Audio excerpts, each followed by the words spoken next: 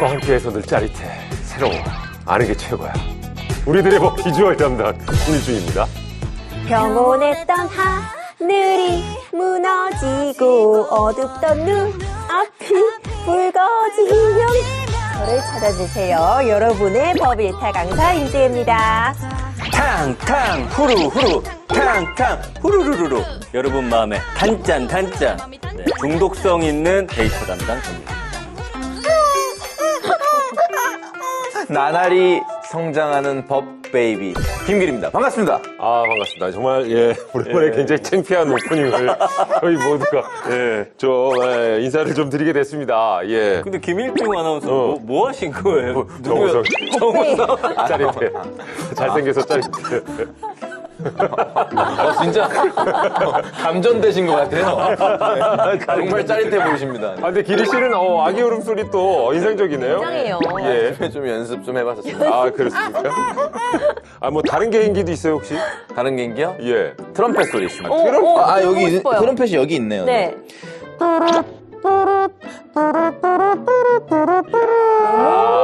정말 예전에 선배님 중에 넘버원 선배님 계시잖아요, 그죠?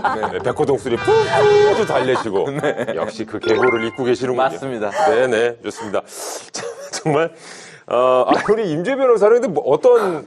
이게 여자아이들인데 제가 고백하자면 키를 처음에 너무 높게 잡았어요. 예. 근데 쉽지 않았습니다. 그래도 음을 뭐 정확하게 아시네요. 음은 알고 있죠. 제가 좋아하는 노래죠. 아, 그래요? 근데 저는, 그 무엇보다 우리 전민기 팀장의 네. 탕후루. 정말 영혼 없는 그 탕후루는, 예. 너무 약 올라요. 누굴 약 올리는 거 아닌가요, 지금? 아니에요. 저 그래도 쇼츠에 이런 거 많이 올리고 있습니다. 어머. 아, 그래요? 네, 어쩔 수 없이 방송국에서 시켜서 하긴 하죠. 어머. 나름의 매력이 있어요. 네, 그럼요. 예.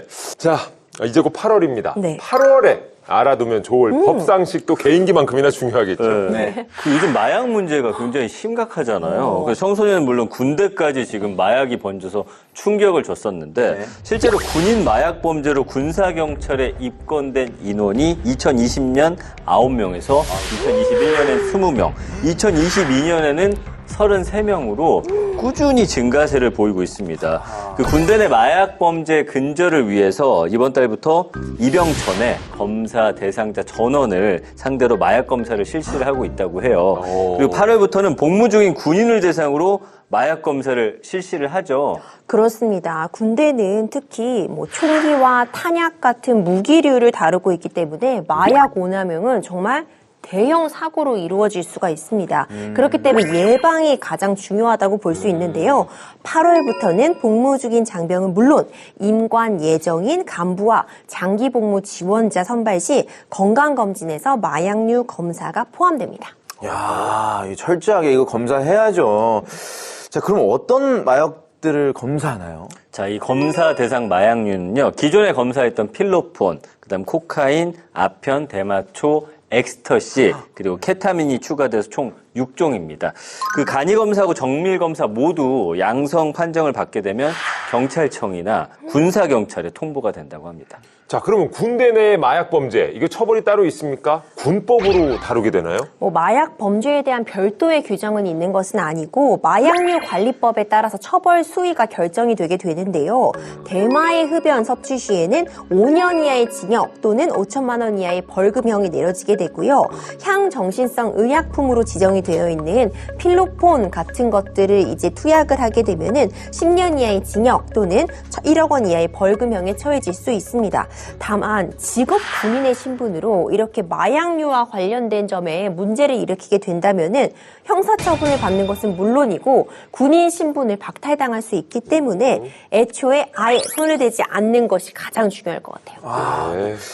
방금 이 군인 박탈 이거에 대해서 말씀을 해주셔서 하는 말인데 궁금한 게 있습니다. 네. 이 전과자는 병역이 면제되는 경우가 있다고 들었는데 그렇다면 이 징병검사에서 마약으로 처벌을 받으면 군입 때는 어떻게 되는 건가요? 그런 부분 궁금해하실 수 있을 것 같아요. 예전에는요, 막 몸에 문신 같은 게 많거나 하면은 그럴 때는 사회복무요원으로 가거나 네. 경우에 따라서는 군대 면제받는 경우가 있었다고 합니다. 네. 그런데 요즘은 그렇지 않거든요. 전과자가 병역이 완전히 면제되는 경우는 또 6년 이상의 금고나 징역형, 무기징역, 사형을 선고받은 경우로 한정이 되어 있습니다. 군대 안 가려면 그럼 마약하면 되는 것이냐? 에이. 그것도 아니에요. 네. 형사처벌을 받은 다음에 이제 음성 판정을 받아서 현역 입대를 다시 해야 된다고 합니다. 그렇죠, 그렇죠. 그러니까 애초부터 하지 않는 게 최선입니다. 자, 법 시행 이후 대한민국을 지키는 최전선에 있는 우리의 군대가 마약으로부터 청정지대가 됐으면 합니다. 그리고 군대에 있는 모든 장병들이 안전하고 건강하게 복무 기간을 마치길 희망하고요. 그래서 오늘 입법자들에서는 군과 아주 밀접한 분을 모셨습니다. 어떤 분인지 궁금하시죠? 오늘의 입법자 지금 만나보시죠.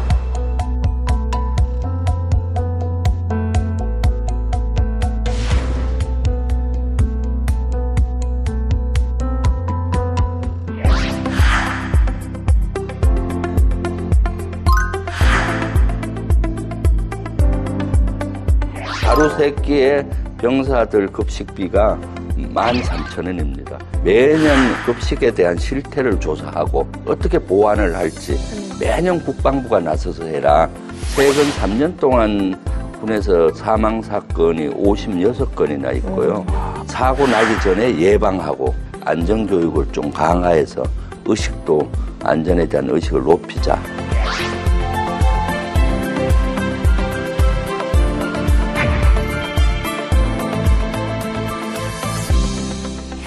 이분은요, 별이 4개, 사성장군 출신이십니다. 국방 전문가이자 안보 지킴이, 하지만 별명은 주불리, 김병주 의원 자리하셨습니다. 어서 오세요. 네, 안녕하세요. 주불리 김병주입니다.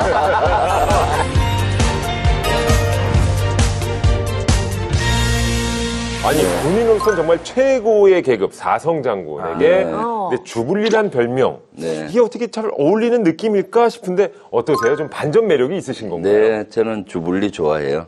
왜 주불리냐? 예. 김병주의 주자와 그렇죠. 어셈블리, 국회를 뜻하는 분리, 어셈블리의 분리예요. 아, 러블리가 아니고요. 그렇죠. 예. 근데 러블리라는 의미로 인식되잖아요. 그렇죠. 제가 사실 이 별명을 처음에는 안 좋아했어요. 유튜브 채널을 만드는데 네. 우리 비서진들이 김병주 TV라고 제가 명칭을 하지 않으니까 그럼 안 된다. 육군 대장 출신이 그럼 딱딱해 안 된다. 주불리 김병주로 하자 하는 거예요. 야. 처음에는 얼굴이 뜨겁더라고요. 화끈거리죠. 주불리, 러블리. 나 장군인데 지금. 그렇지만은 네. 제가 누굽니까? 우리 비서진들이 얘기하면 받아들이는. 오케이 했는데 결과론적으로는 지금 좋아하고요. 너무 좋아요. 여의도 있잖아요. 국회에서 주불리 모르면 간첩으로 뜰게요. 확실한 이제 별명으로, 네, 애칭으로. 네. 예. 지금 39년간 군생활을 하셨습니다. 또 최고의 포스타까지 하셨고 지난 21대 국회에서 이제 국방 그 안보 분야 비례대표로 이제 국회의원 활동하셨고 어떠세요? 이 군인하고 국회의원 네. 어떤 좀 차이점이 있는지 좀 궁금하네요. 차이가 많죠. 그렇죠. 또 비슷한 것도 많고. 비슷한 거는 사실은 군이나 여기나 국가로부터 세금을 받고 예. 또 헌신하고 그렇죠. 애국심 또 저희 삶보다는 국가 국민을 늘 생각하는 이런 것들은 훨씬 비슷한 것 같고요. 다른 점은 있어요. 군인은 참 힘들어요. 육체적으로, 정신적으로. 네. 늘 24시간 네. 대기태에서 유지해야 되잖아요. 네, 네. 국회의원도 사실 그래요. 국가 국민을 위해서 늘 깨어 있어야 되는데 국회의원은 또 어려움이 있어요. 어떤 거죠? 욕을 자주 먹는다는 거. 어떤 일을 하더라도 비난, 예. 욕을 많이 먹잖아요. 예. 어떤 법을 발의해도 네. 거기에는 100%다 좋은 법은 있을 수가 없고 이해가 충돌이 되잖아요. 네. 그리고 또 제가 안보에 대해서 이렇게 얘기해도 또 반대되는 사람이 있고 네. 그래서 욕이 일상화돼 있다. 아, 정치인의 길은 그만큼의 또 예, 아무래도 힘듦이 고충이 있군요. 예, 아니 보통 이제 가족들한테는 다녀올게, 뭐 이따 저녁에 봐, 뭐 이렇게 하고 이제 출근을 하거나 일을 나가기 마련인데 네. 의원님께서는 이런 인사를 안 하신다는 얘기가 있습니다. 네. 인사 없이 나오시는 거예요, 그러면? 아니, 인사하죠. 통상 우리가 회사라든가 이런 데 갈 때, 출근할 때 나 회사 갔다 올게라고, 네네. 아내분이나 가족들한테 인사하잖아요. 저는 군에 있을 때는 인사는 하는데 내가 부대 갈게라고 하지, 갔다 올게는 얘기 안 했어요. 왜냐? 제가 부대 갔을 때 만약에 국가가 위기 상황이 돼서 내가 목숨까지 바쳐야 되는 상황이 되면은 목숨까지 바치겠다. 돌아오는 게 기약이 안 되잖아요. 예. 그래서 저를 늘 다짐을 하는 거죠. 국가와 국민이 원할 때는 목숨을 바쳐서 국가와 국민을 지킨다. 언제든지. 그러다 보니까 제가 나중에는 부대에 갈 게만 하지 갔다 올 길을 못하고 최근엔 전역하고도 예. 네, 국회 갈게 하면은 요새 아내가 그래. 이제 좀 올게를 좀 하라고. 오늘 저녁에 안 오는 거야? 국회 갔다 올게. 이제는 군인 아니잖아. 근데 말의 습관이 무서워서 그러네요. 요새도 국회 갈게, 갔다 올게라는 단어를 잘 안 쓰게 돼요. 외박하시려고 그런 건 아니죠. 그만큼 남다른 각오를 가지고 열심히 맡은 소임을 해오셨던 것 같은데 21대 국회에서는 비례대표 의원으로 활동을 하셨고 22대에서 이제 지역구를 맡게 되셨는데 어떻게 지내고 계세요? 또 많이 바빠지셨죠? 네, 많이 바빠졌죠. 지역구원하고 비례대표의 차이가 있더라고요. 예. 비례대표는 월, 화, 수, 목, 금, 토, 일 이렇게 이루어지는데 지역구 의원은 월, 화, 수, 목, 금, 금, 금.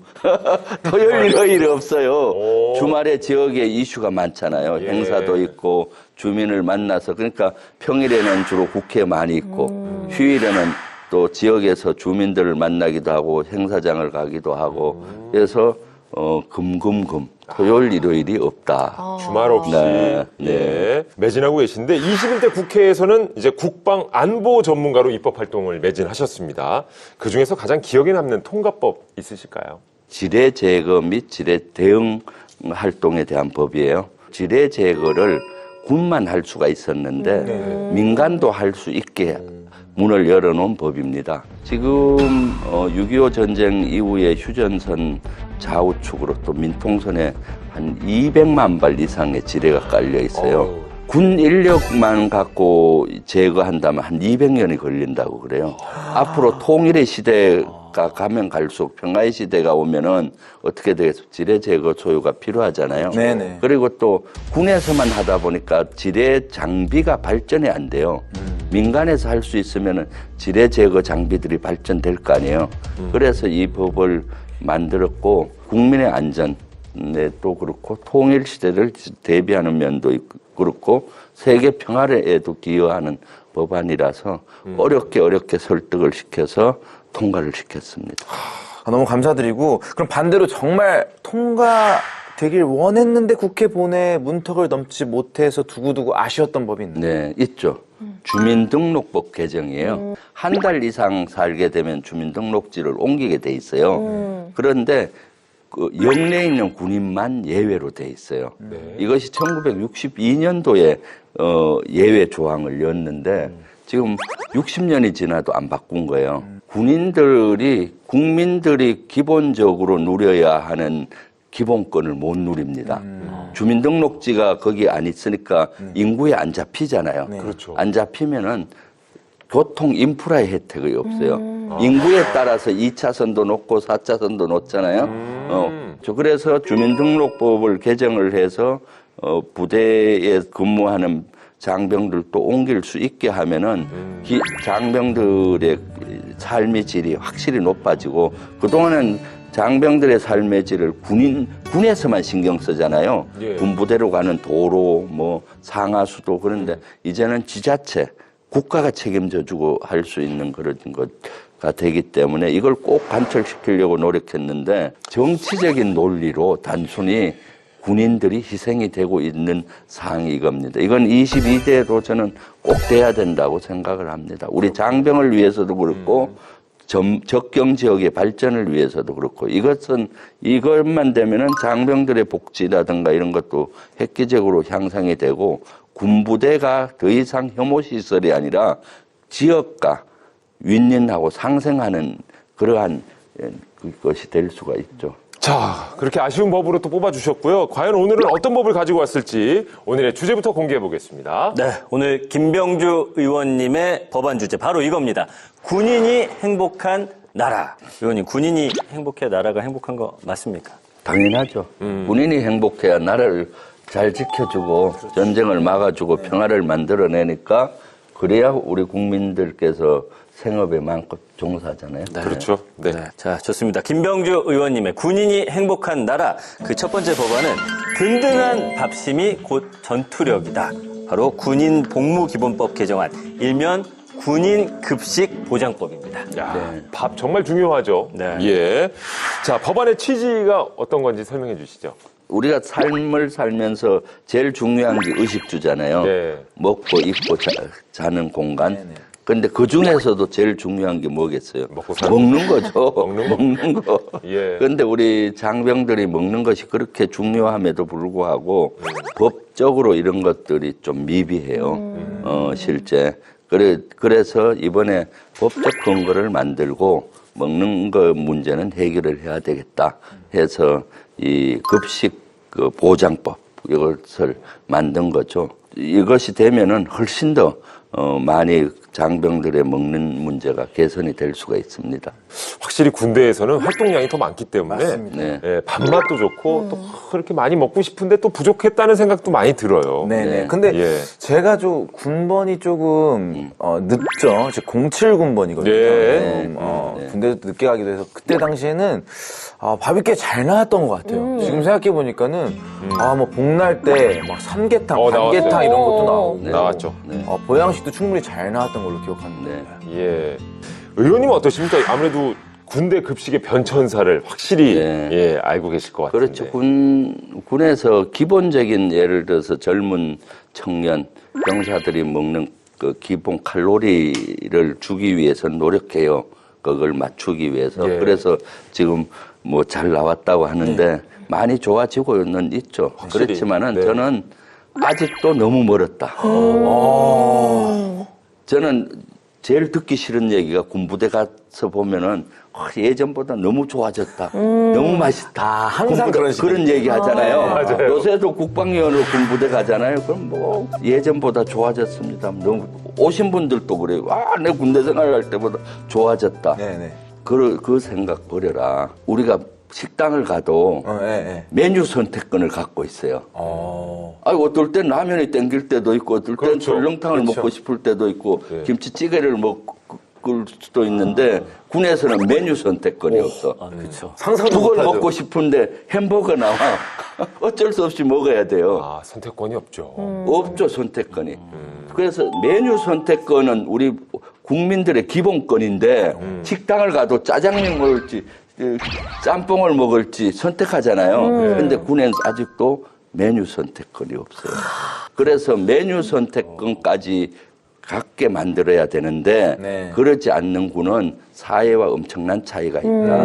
네, 그렇잖아요. 가난한 시대, 농업 시대, 산업화 시대냐 주는 것만 먹게 자기가 선택해서 먹어요. 지금 군인들의 함성 소리가 여기까지 들리는데. 그렇죠. 근데 왜냐면 실제로 몇 해 전에 이 부실 급식 때문에 또 많은 사람들이 공분을 산 적도 있었거든요. 예, 맞아요. 기억나세요, 기리 씨? 네, 반찬 진짜 반찬 쪼가리들. 예, 예. 그냥 이렇게 올라가지고 진짜 그걸 된장국이라고 하는데 아무런 건더기 없이 맞아요. 정말 그냥 예, 국물만 나오는 뭐 이런 경우도 있었고. 그게 이제 코로나19 격리 대상으로 한 장병들이 이제 그들에게 지급되는 도시락이 좀 부실하다라는 그런 이제 폭로가 있었고 이 부대 저 부대에서 이제 병사들이 그 이후에 스마트폰을 통해 가지고 급식을 받고 있는 그런 걸 이제 찍어서 올렸는데 자식을 군에 보낸 부모는 물론이고 사실은 국민들도 그때 많이 놀란 거예요. 아니 군인들이 이렇게 부실하게 식사를 하고 있었나? 그래서 이제 국방부 장관의 어떤 사과가 있었고 군대 식단 개선을 하겠다. 그 당시 약속했었거든요. 군에서는 통상 일식 3찬, 반찬 3개, 국 하나 이렇게 나오잖아요. 그런데 이제 사실은 그것은 그 당시 군부대에서 운용의 묘가 부족했다라고 봐요. 네. 왜냐하면은 저는 군에 있을 때 식당에 못 오는 나중에 오는 인원, 소외된 인원이 있어요. 네. 보초를 선다든가, 그렇죠. 또 격리된 인원이 있다든가, 네. 그렇죠. 또 훈련 뭐 일개 분대가 5분 대기조 대기한다고 나갔다든가 네. 이런 인원들에 대해서 나중에 오잖아요. PX병도 가끔 PX병 예, 식사 시간에 그렇죠. 많이 오니까 네, 식사 시간 끝날 때쯤 오잖아요. 네. 일단 오늘 식당을 제대로 못 오는 인원 제 시간에 그거부터 남겨놔요. 그리고 보온 밥통 같은 걸 사줘서 보온 밥통 찌개 따뜻하게 찌개하고 밥은 따뜻해야 그렇죠. 되잖아요. 이걸 제일 먼저 챙기고 그 다음에 이제 식당에 오는 인원들은 그때 또 그것도 배식을 잘해야 또 그렇잖아요. 맛있는 거만 막 들어가면 뒤에 줄 선 인원은 정량 배식이 없잖아요. 필요하죠. 그리고 거기에 네. 또 보급 추가적으로 나오는 뭐 컵라면이나 네네. 커피, 빵, 건빵 이런 걸 최우선적으로 한 박스씩 갖다 놓고 부족하면 언제든지 먹으라 하면 되는데 그런 배려를 못 하니까 그런 문제가 있었고 또 그 당시 급식 수준도 낮았어요. 물가는 막 올라가는데 군부대에 보급되는 급식 그 예산이 적으니까 맛있는 걸 할 수가 없죠. 가슴 아픈 일입니다. 자, 그런 여러 가지 이유로 정말 이 법안을 준비하신 것 같은데요. 자, 그렇다면 이 법안의 핵심 내용 한번 소개를 해 주시죠. 국방부가 책임지고 이걸 해야 되겠다 해서 매년 급식에 대한 실태를 조사하고 그 실태를 어떻게 보완을 할지 매년 국방부가 나서서 해라. 통상 이제 급식은 군단장들, 사단장들에게 맡겨요. 네. 군단장이 메뉴를 다 짜고 오. 그 지역하거든요. 그러다 보면은 이 위에 국방부가 예산을 책정하잖아요. 그러니까 국방부가 그걸 직접 해야 돼. 법으로. 물론 훈령으로나 규정으로는 그렇게 돼 있는데 법으로 안 돼 있다 보니까 약한 거예요. 가서 직접 먹어보기도 하고 실태를 파악해보면은 예산이 부족하다는 게 나올 거고 또 시스템이 부족하다는 게 나올 거고 그래서 그걸 개선책을 국방부 차원에서 해라라는 거가 기본적인 거고요. 그런 것들을 많이 보강했죠. 국방부가 나서서 해라라고 하셨는데 실제로 국방부하고 해병대 그 데이터를 보니까요. 2021년 기준으로 지난 10년간 급식 관련 국방부 자체 감사에서 부실 급식 같은 급식 품질과 관련된 감사가 단 한 차례도 이뤄지지 않았다고 합니다. 이 군대 식단에 대해서 관리하고 감시하는 기능이 사실은 뭐 제대로 아예 작동이 안 됐다고 봐야겠죠. 예. 그렇군요. 그리고 군대 병역 식당의 가장 큰 변화 중에 하나가 이제 민간 위탁이라고 할 수 있을 텐데, 네. 급식 전문 업체들을 운영하는 부대가 굉장히 증가를 했다고 들었습니다. 네. 아무래도 군에서 직접 운영하는 것과 민간 위탁 차이점이 있을 것 같은데 어떻습니까? 군에서 맛이 없는 이유 중에 하나 2가지예요. 하나는 우리 병사들이 요리병을 하잖아요. 네네. 그래서 사실 요리병 같은 경우 밖에서 별로 경험이 없고 또 뭐 요리병 교육 한 달 정도 받고 이렇게 해요. 네. 수준이 낮아요, 사실은. 그런 면이 있고 또 하나는 예산 문제예요. 그래서 전문 요리 업체에 위탁을 하게 되면은 좀 더 양질의 또 할 수가 있는 것이고요. 요리의 수준도 높아지고 네네. 병력 절감도 되고 여러 가지 좋은 면이 있어서 실험적으로 지금 한 26개 부대가 하고 있어요. 그래서 그러한 데이터를 가지고 종합적으로 26개 부대들을 실험적으로 해보고 어떻게 할지를 결정할 예정입니다. 네. 그렇군요. 네. 의원님 정말 먹고 사는 문제 제일 중요하잖아요. 특히 네. 장병들만큼은 좀 배불리 영양가 있는 음식 먹을 수 있으면 좋겠는데 그러려면 결국 급식비가 좀 인상돼야 되는 것이 상향돼야 되지 않나 이런 생각도 들어요. 당연하죠. 지금 급식비가 얼마인지 아세요? 하루? 예. 그래도 한 끼에 뭐 한 15,000원씩 잡으면은, 예. 5만 원 돈 나와야 될 것 같은데. 그러니까 13,000원이에요. 하루에요. 하루에 세 끼예요? 3끼. 하루 3끼에 병사들 급식비가 13,000원입니다. 지금 식당 가면은 김치찌개, 설렁탕 대부분 12,000원, 13,000원 네. 하잖아요. 만 원에서 한 끼 식사량밖에 안 돼요. 제 식자재의 인상률이 훨씬 높아요. 지금 7.5%까지 이렇게 올라갔는데 네. 급식비가 거기에 못 따라가는 거예요. 그러면 어떻게 하겠어요? 양질의 음식 재료를 못 사잖아요.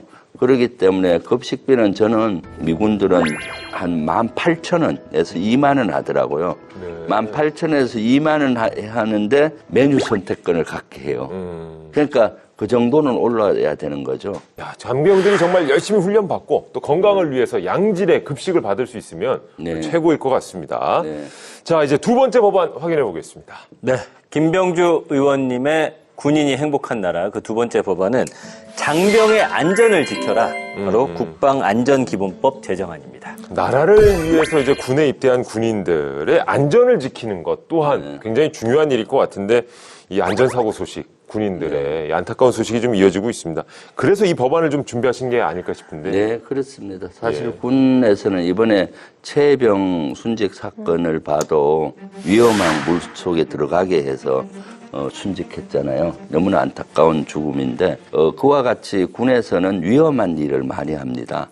뭐 대민 지원을 가도 위험한 거고 총을 사격한다든가 훈련이 가격하게 하잖아요. 그렇기 때문에 더욱더 군에서는 안전이 중요하기 때문에 이것을 법으로 좀 더 강제해서 미리 사고 나기 전에 예방하고 또 지휘관들이 안전교육을 좀 강화해서 의식도 안전에 대한 의식을 높이자 이런 취지에서 이 법을 발의하게 된 겁니다. 그렇군요. 자, 그러면은 의원님께서 내놓은 해법이 뭔지 이제 또 궁금해지는데요. 법안의 핵심 내용 한번 정리해 주시죠. 법안의 핵심 내용은 사실은 안전에 대해서 책임을 지도록 하는 거거든요. 정책에 대해서도 이런 안전 정책이 필요하고 그다음에 그 교육을 강화하고 그다음 의식을 개선하고 거기에 대한 예산을 지원하는 그런 전반적인 계획이 들어가 있습니다. 국방안전기본계획을 만들어서 하라 이런 것들이 들어가서 법으로 규제를 하게 되면은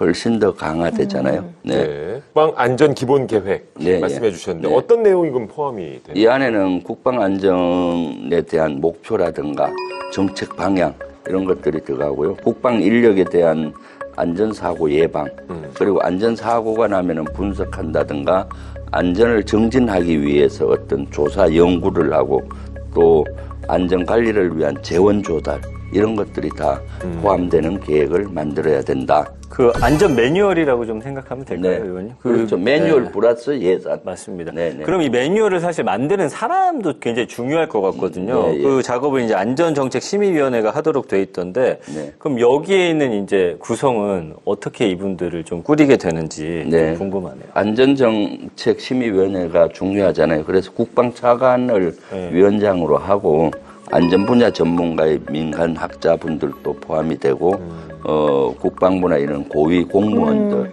또 군인들에서 안전 전문가로 구성이 돼서 이러한 안전 정책 방향 이런 걸 정하는 거죠. 네.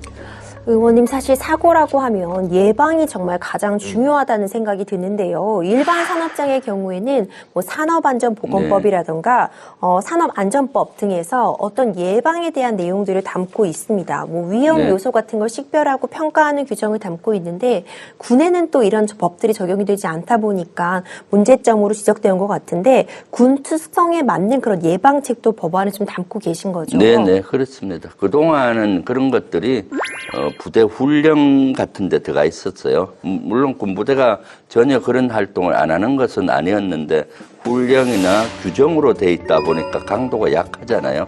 그래서 그런 것들을 이번에 법으로 만들어서 그런 내용이 포함이 돼서 좀 더 의식을 좀 전환하게 그리고 강제하게 그렇게 했습니다.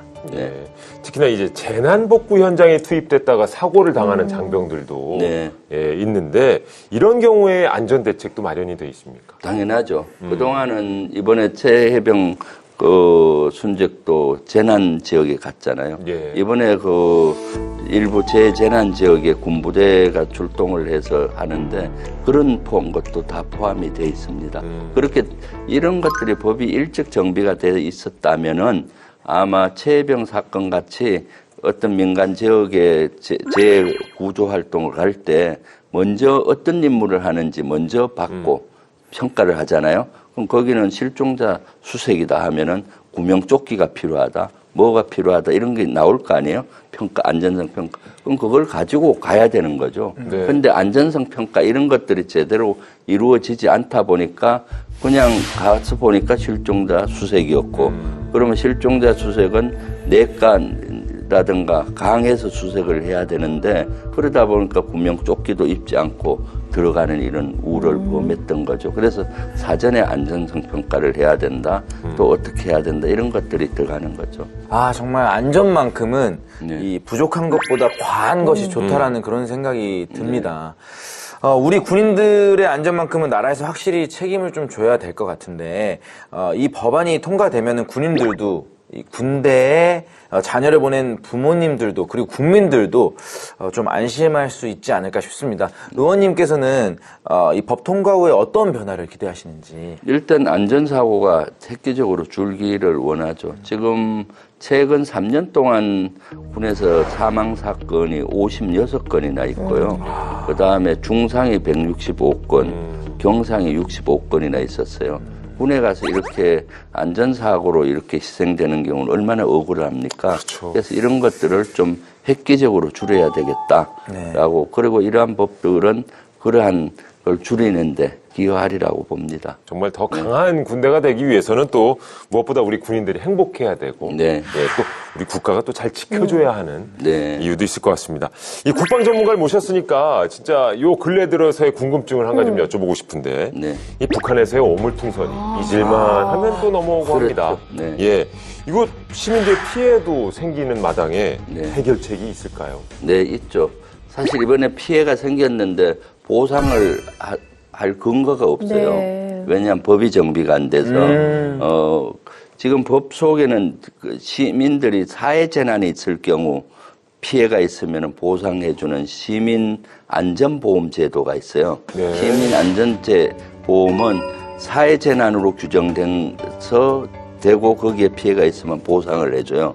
그런데 북한의 도발에 의한 피해는 사회 재난으로 분류가 안 돼 있어요. 그렇습니까? 네네. 그래서 이번에 제가 그 법안도 보완을 하려고 지금 준비하고 있습니다. 사회 재난 속에 평시 북한의 도발로 인한 피해는 사실 북한이 해줘야 되는 게 맞는데 북한한테 요거에 어느 세월에 받습니까? 안 해주잖아요. 네. 그럼 국가가 책임을 져야 되는 거죠. 그래서 그것을 사회 재난으로 한 항목에 분류를 하게 되면은 법적 근거가 되잖아요. 그러면은 시민 안전보험을 일단 받을 수가 있죠. 그러면 일단 보험으로 일단 해결이 가능하고 더 피해가 있으면 또 지자체나 국가에서 배상하는 문제도 법적 근거가 있기 때문에 가능해진다라고 보여집니다. 그 의원님 소식 중에서 사실 최근에 좀 빠질 수 없는 게 있습니다. 바로 네. 당 최고위원회 이제 위원으로 도전을 하셨는데 어떻게 좀 좋은 소식 기대해봐도 될까요? 이제 1차 경선은 통과했고요. 예. 13분이 최고위원회에 도전했는데 최종 5명을 뽑습니다. 그런데 8분이 이제 경쟁을 하고 있는데 8분 다 쟁쟁하신 분들이에요. 예. 4선 의원 1분, 3선 의원 2분, 재선 이렇게 해서 아주 쟁쟁하고 또 아주 유명한 분들이라서 지금 많이 긴장하고 있습니다. 가성 장군은 없잖아요. 그렇죠. 가성 장군 출신은 최고위원을 최근에 도전해 본 적이 저 기억에 30년 내에 없었던 것 같아요. 실제. 그래서 이번에 도전에 대한 정의를 바꾼 적이 있어요. 그 이후에 도전을 잘해요. 왜냐하면 도전을 왜 못하겠어요, 사람들이. 실패가 두려워서 그렇죠. 못하고 남의 눈이 무서워서 못하잖아요. 그래서 도전의 정의를 도전에는 실패가 없다. 성공 아니면 배움이다. 멋있지 않아요? 그러네요. 네. 성공의 반대가 실패가 아니라 배우죠. 배움이다. 배우죠. 그러니까 예. 저는 이번에 그 군 출신 그동안 없었는데 용기를 내서 네. 최고위원을 도전을 했고요. 그래서 많은 분들이 지지해 준 덕분에 1차 경선은 통과했고 아주 비장한 각오로 하고 있고 우리 지지자분들에게 많이 호소를 하고 있죠. 네, 의원님 그리고 남양주시 을 지역구 주민들께도 한 말씀 좀 부탁드릴게요. 네. 남양주 지역 주민들은 늘 저의 가슴에 있습니다. 가슴에 살아서 움직이고 저 머릿속에 늘 50% 이상 남양주 주민들의 삶을 향상시켜야 되겠다라는 생각이 있고요. 그래서 늘 같이 하고 있습니다. 사실 남양주 주민들께서 저를 선택해 주셨잖아요. 그래서 남양주를 대표해서 여러 가지 교통 문제, 삶의 문제를 해결하기 위해서 열심히 뛰고 있습니다. 사실 최고위원을 도전하는 것도 그런 이유가 있습니다. 제가 힘이 있으면은 남양주을 발전도 더 노력할 수 있을 거 아니에요. 그래서 이번에 최고위원 투표도 남양주을 주민들께서는 꼭 참가해서 저에게 힘을 주십시오. 자, 그리고 22대 국회 입법 활동의 계획, 포부도 한 말씀 해주시죠. 네. 22대는 사실 21대는 제가 국방위원이라서 국방 쪽을 많이 했는데 이제는 민생 법안을 좀 많이 하려고 합니다. 남양주을 지역에 갔더니 민생에 관련돼서 개선해야 될 법들이 너무 많더라고요. 그래서 그런 것들을 지금 스터디하고 있습니다. 그래서 22대는 국방뿐만 아니라 외교, 안보, 국방뿐만 아니라 민생에 관련된 우리 국민들의 삶에 직결되는 문제에 대해서 법을 좀 많이 보강해서 국민들의 삶을 높이고 행복한 삶이 될 수 있도록 노력하려고 합니다. 별명은 주불리입니다만 정말 그에 못지않은 막중한 또 각오, 비장한 또 각오를 갖고 계시기에 22대 국회 끝날 때까지 초심을 잃지 않고 열심히 해주시길 저희도 응원하겠습니다. 네, 아이고, 감사합니다. 자, 지금까지 김병주 의원과 함께했습니다. 고맙습니다. 감사합니다. 충성!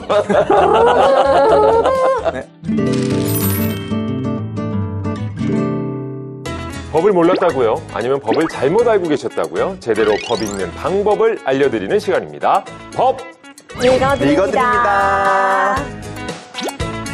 자, 여행을 이제 많이들 떠나실 텐데 네. 여행 가면 쉬는 것도 중요하지만 그곳에 있는 여러 가지 문화유산도 많이들 우리가 둘러보잖아요.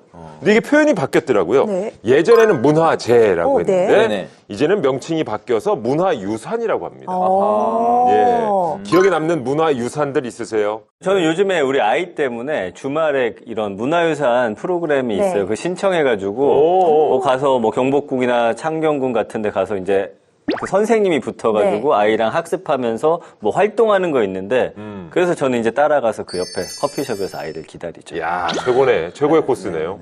제주도도 또 많이 가더라고요. 제주도로도 많이. 네, 그리고 제주도 대표적인 문화유산 뭐가 있을까요? 거기 정말 많죠. 정말 웅장하고 그렇지. 거대하고 정말 와 기억이 나네요. 맞아요. 예. 그렇게만 얘기했는데 다 알겠어. 다 알겠네요. 그거 알죠. 웅장하고 거대하고. 모를 땐 예. 저렇게 하면 되겠구나. 근데 우리가 휴가철이라 또 문화유산 정말 둘러보시는 분들 많을 것 같은데 오늘 사연이 아이고야. 그러다가 문제를 일으킨 일이라고 합니다. 과연 어떤 일이 있었는지 사연 확인해 보시죠. 이야, 아름다운 마음이구나. 역시 여행은 경주지. 늦은 밤에 이렇게 유유자적 걷고 있으니까 그 신라시대 성골이 된 그런 기분이야. 난 전생에 미신이 아니었을까? 미모지략 다 되잖아. 이제 미실의 시대입니다. 어때? 똑같지? 술이 과했네, 과했어. 적당히 마셔야지, 그러니까. 니들은 실수할 수 있습니다. 그러나 내 사람은 그럴 수 없습니다. 그만 좀 해.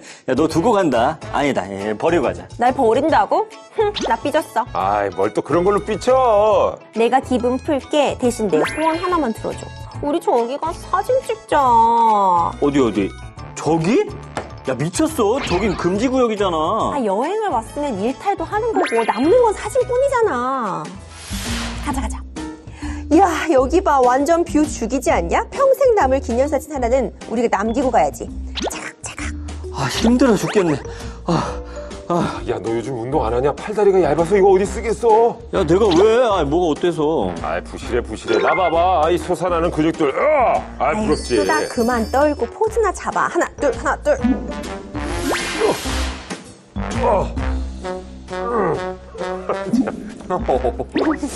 다르긴 하네. 누가 이런 사진을 찍겠어, 그지? 이게 다 역사가 되는 거지. 야, 여기서 100만 장 남기자. 다시 포즈. 여보요!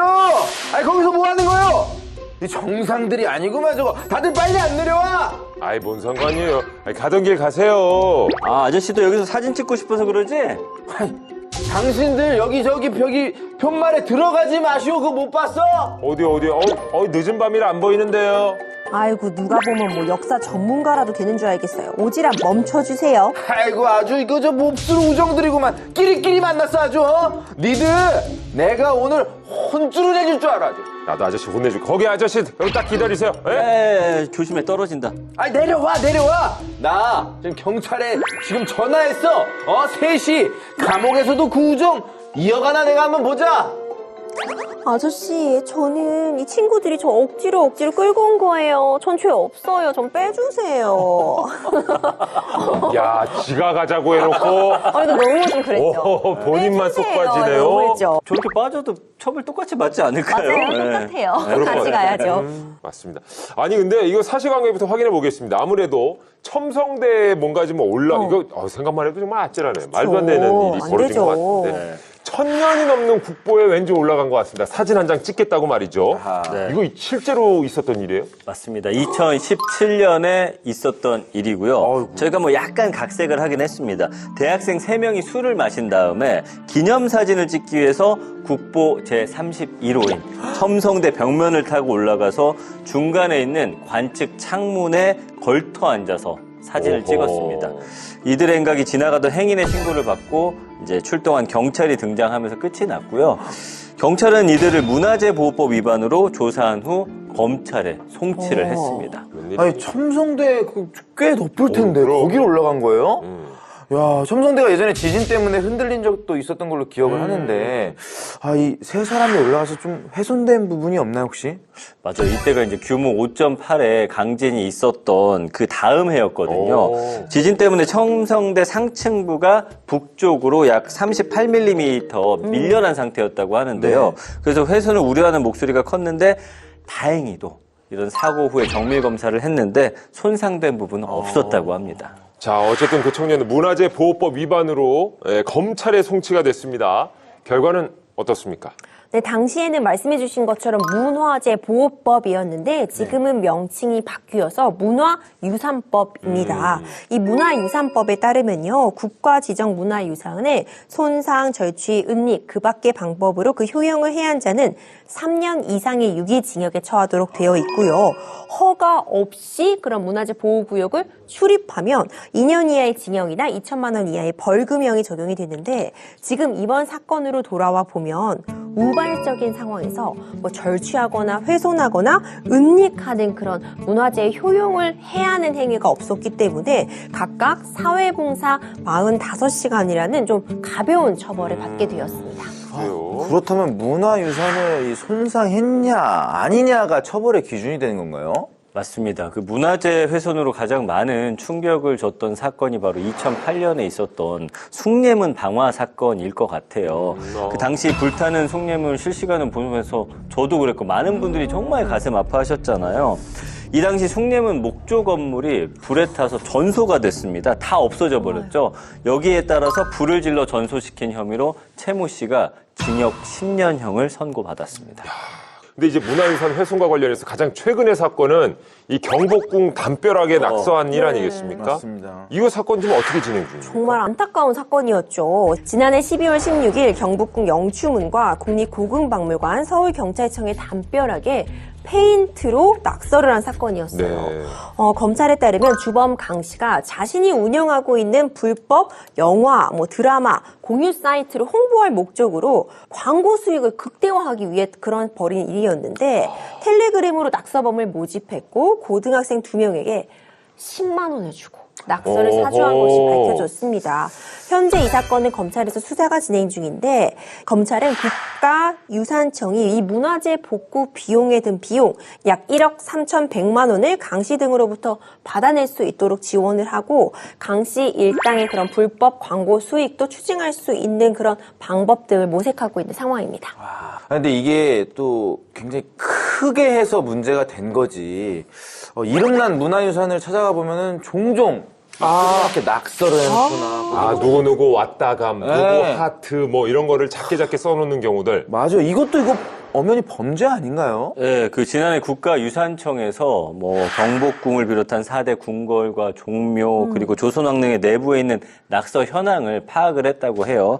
그 결과 기둥과 벽체 등의 연필이나 유성펜 그리고 수정액 등이 사용된 낙서하고 뾰족한 도구 등이 사용된 세김 훼손 등이 다수 발견이 됐습니다. 그렇군요. 그렇다면 어떻습니까? 앞선 그 첨성대 훼손이 없었지만 이번 경우는 낙서 같은 경우는 어떻게 보면 직접적인 또 훼손 행위일 수 있잖아요. 처벌이 좀 강합니까? 낙서? 맞습니다. 일단 이렇게 낙서하거나 이런 훼손이 발생하게 되면 형사처벌도 처벌인데 배상 책임, 민사상 배상 책임을 물어야 될 수도 있어요. 문화유산법 제82조는 지정 문화유산에 글씨, 그림, 그리거나 새기는 행위 같은 것을 하게 되면은 이 부분에 대해서 처벌하는 그 내용도 담고 있고요. 문화유산청장, 지방자치단체장은 훼손한 사람에게 원상 복구 명령을 할 수 있는 권한도 부여가 되어 있습니다.